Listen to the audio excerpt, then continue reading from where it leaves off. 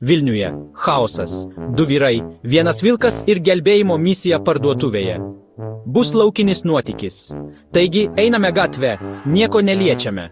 Staiga iš niekur išdygsta didžiulis vilkas.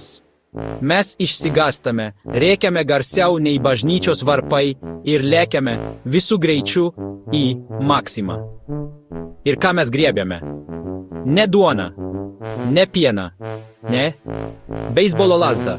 Visiškai logiška tiesa. Grįžtame atgal, širdys daužosi, pasiruošę susidurti su žvėrimi. Vilkas pažiūri į mus, tarsi sakydamas rimtai.